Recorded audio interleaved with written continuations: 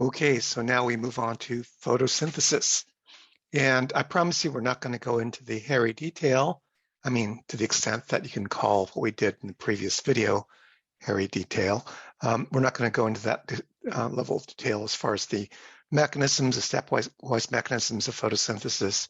All very interesting stuff. Yeah, if you take another biology class, either botany or if you take like BIO110, you'll go through the full glory of the stages of photosynthesis. There's a light-dependent reaction, there's a light-independent reaction, and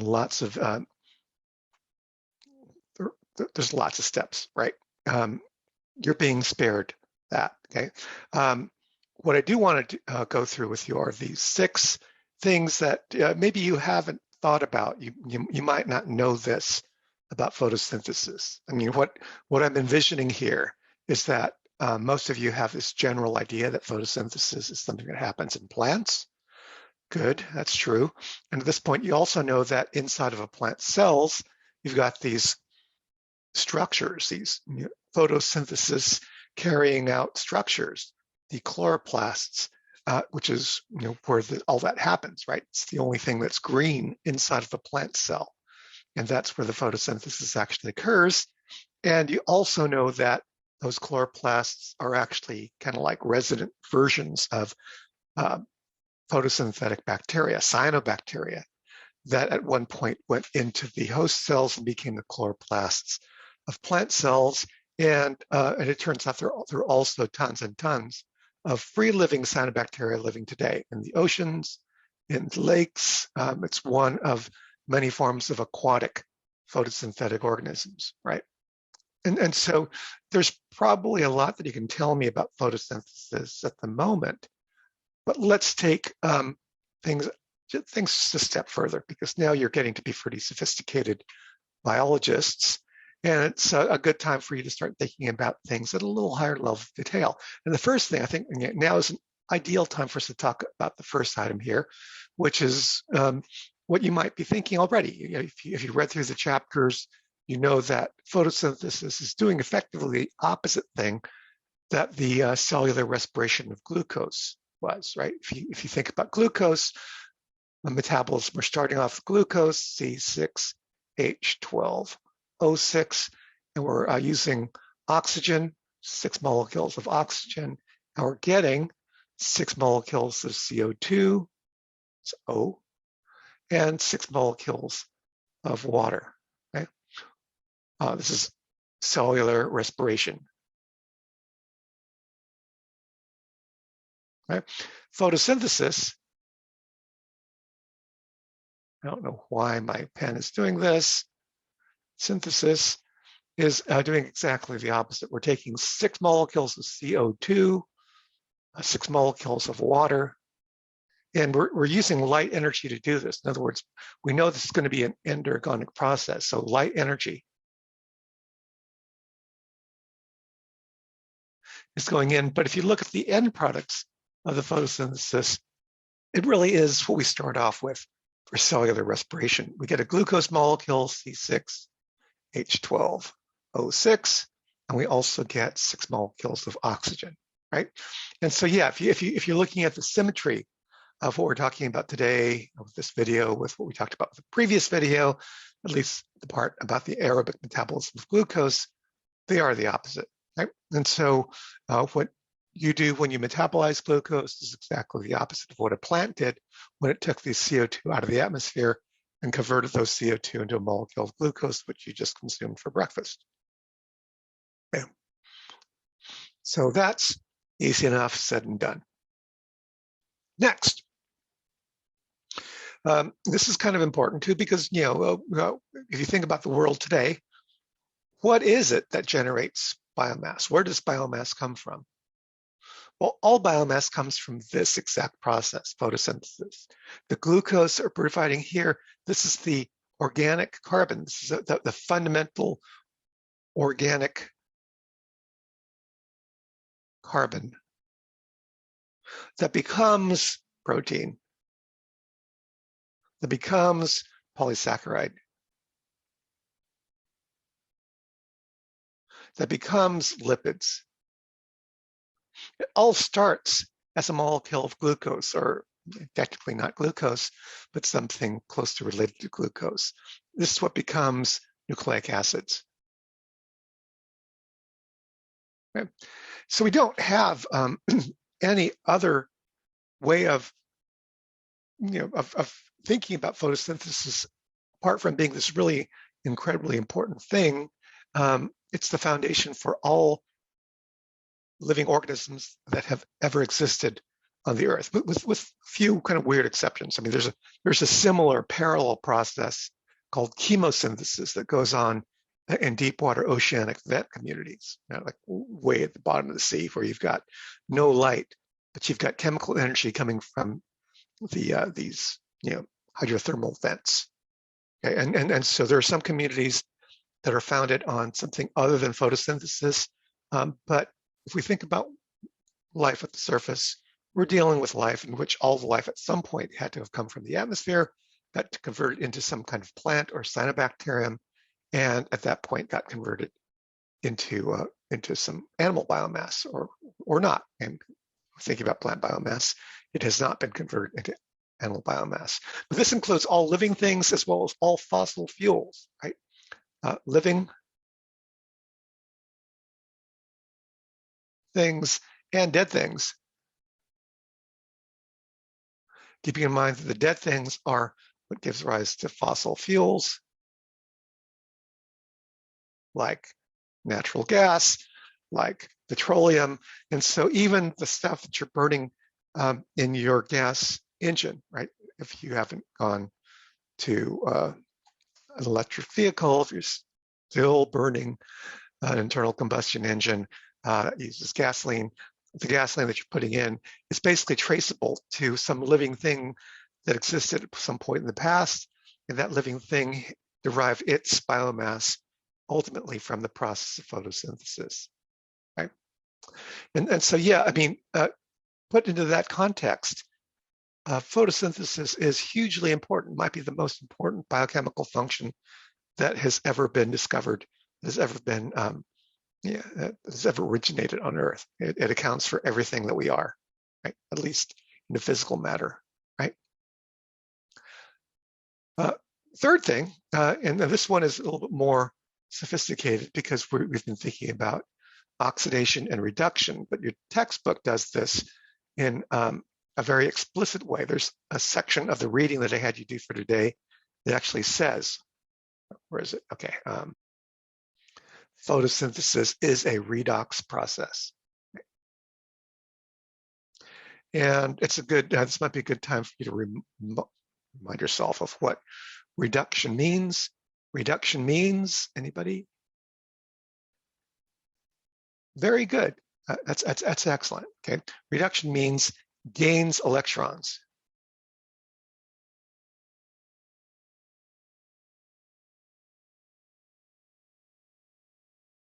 Right.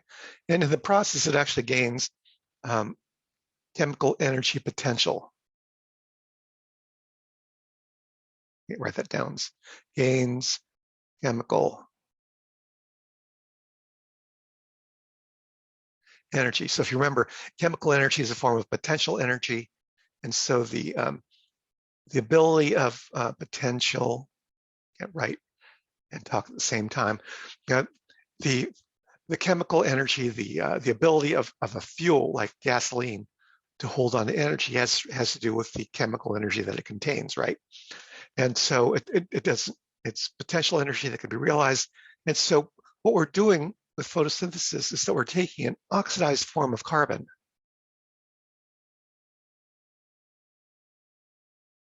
okay, adding electrons, in other words, becomes reduced.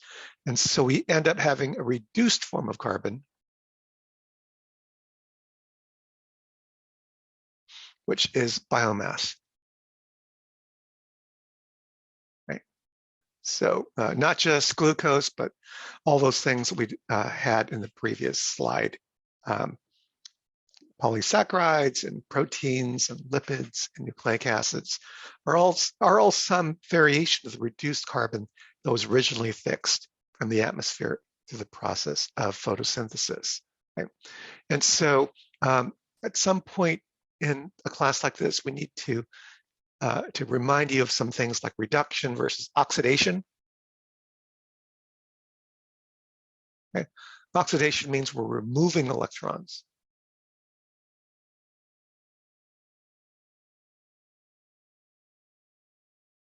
And in this case, the source of electrons, the electrons that are put onto glucose, the electrons had to come from someplace, and our electron donor, our electron source, is water.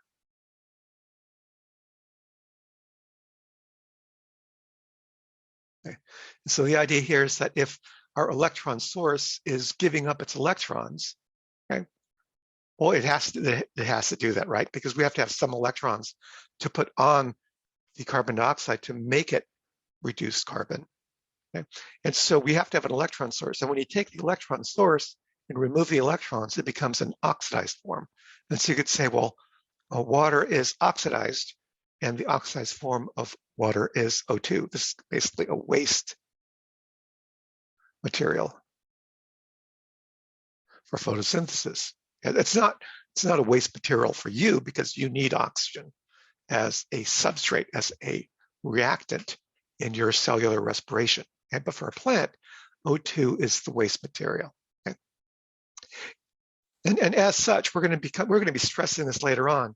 But the fact that we're actually producing oxygen as a waste product of photosynthesis is significant for us. This is what originally gave us oxygen that caused the evolution of eukaryotic cells. You remember that back, we talked about the endosymbiotic origins of mitochondria. The reason why those host cells took in the endosymbiont in the first place was because, well, they're being challenged by the presence of oxygen, and the bacterium that went inside was able to absorb the oxygen. Well, that was all crucial for the evolution of eukaryotic cells, and it was only a factor. Well, it was only a thing because we had O2 appearing for the first time in the atmosphere, right? And so the idea that we have O2 has a significant, has a great significance in the history of our own cells. And the reason why we have O2 is really simple. We have O2 because we had photosynthesis coming online around that 2.5 billion year ago point in the Earth's history, right? The other thing that you might note here is that CO2 is being actively consumed by photosynthesis, right? And so if you have not been living in a cave for the past 20 years, you'll know that atmospheric carbon, largely CO2, but other things, but CO2 in the atmosphere is one of the things that's driving the climate change that we're seeing manifest every year, right? Every year, the climate is getting warmer and warmer. It's not always going to be warmer. There are some cold days as well. There can be some cold months, might even be some cold years. But if you look at the trend of climate over the past 20 years, we definitely have an increasing temperatures worldwide. And that is largely due to a greater abundance of atmospheric carbon, mostly from the combustion of fossil fuels, right? And so if we're thinking about how do we mitigate the effects of human activity and the emissions of carbon into the atmosphere, well, one thing we do is remove carbon from the atmosphere. And, well, you know what? Photosynthesis does exactly that. So plants are working as kind of as hard as they can. They're not actually doing this for our benefit, but the effect of having lots of plants on the planet is actually having a beneficial effect on our current situation of climate change. Okay, so let's go back. We'll come back to that later on. Let's move back to our other whiteboard share. Okay, how do I do this? There we are. Okay, and let's see if I can reduce the size of this.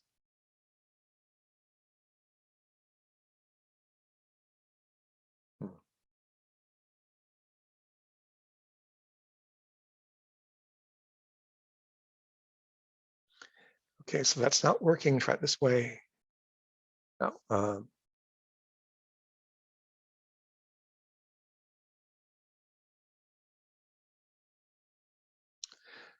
Okay, so my zoom function is not working and can't make it smaller. Okay, just have to go with this. Okay, so we've done photosynthesis is a redox process. Next thing is that photosynthesis is a process. Remember, we talked about this. The first law of thermodynamics says that energy cannot be created and it cannot be destroyed. Right? So, but it can be converted from one form to another. And so here we're actually converting an active form of energy, light energy. It's the light energy that's coming from the sun, and we're creating potential energy from it, right? And the key mechanism here is that pigment, right? You've probably heard of. And the pigment in this case is the one we know of as chlorophyll. Chlorophyll, which basically means leaf green. Chloro is green, phyll is leaf. The pigment chlorophyll is something it's really special. It intercepts light energy. And in fact, you probably are familiar with the concept of pigments are colored molecules, right? They are going to be things that cause paints to appear whatever color they are. Otherwise, you start off with a base of white paint, and you add pigments. And what the pigments do is they absorb some kinds of light and they transmit other forms of light. And whatever colors of light are transmitted by the pigments, that's the color that the paint turns. And so light is coming in, light is being absorbed by the chlorophyll, and the chlorophyll is converting that light energy into chemical energy.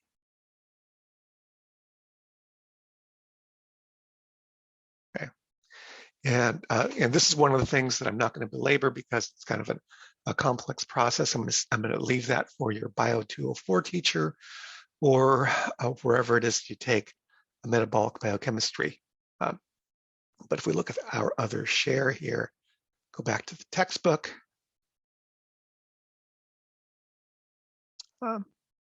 Photosystems, capture light energy. I think we've got a picture of this. Right? Okay, so this is exactly what's happening. So let me go to annotation, draw. So photon of light is coming in. The chlorophyll molecule gets really excited. Right? It gets excited, goes to this higher energy state because it has absorbed the energy from the photon of light. Right? Now, after it has become excited, it goes back to the ground state, which basically means it returns back to its original state of being not excited. But in the process, it's going to be converting a molecule that is relatively oxidized into a molecule that's relatively reduced. Right? Electrons are getting passed from one molecule to the other, and that's going to create an excited state of a molecule, which is going to be able to then pass those electrons on to other things, right? And so, long story short, again, I'm not going to hold you responsible to the process, except for the fact that we are saying a conversion of light energy into potential energy in the form of chemicals.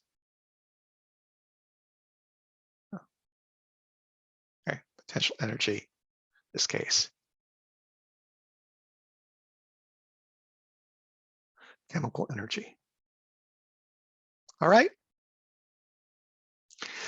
Now let's go back to the whiteboard. And I'm just going to reiterate what we were talking about before. I think I did more than I really intended to when we were discussing this. One, photosynthesis is what generates O2. Right? At this point, you know how important O2 is for our cellular respiration. If anybody asks you, well, where does the O2 come from? Now you know it's photosynthesis, right? So yes, check on that. And yes, photosynthesis is what converts CO2 from the atmosphere into biomass. Okay. And so the question goes, could we reverse the effects of global warming by planting a whole bunch of forests? And well, the answer is, yeah, well, kind of yes and no. Yes, in the sense that planting forests and having the forests grow and photosynthesize and remove carbon dioxide from the atmosphere and turn it into a bunch of trees, that will in fact remove carbon dioxide from the atmosphere. Okay, so that part is true. Well, the part that's not true is, well, is it going to actually completely reverse the effects of 100 years of carbon emissions through the consumption and the combustion of fossil fuels? The answer to that is absolutely no, right? We don't have any mechanism, there's no biological mechanism that could remove carbon dioxide at the pace that we've been putting carbon dioxide into the atmosphere. And that kind of is at the core of the problem. I mean, we could plant a whole bunch of trees, but it's not going to do a whole lot of good for us because we've got a much bigger mountain to climb if in fact our objective is to reverse the carbon emissions that have occurred since the beginning of the Industrial Revolution. Okay, that's it. See you guys in class really soon.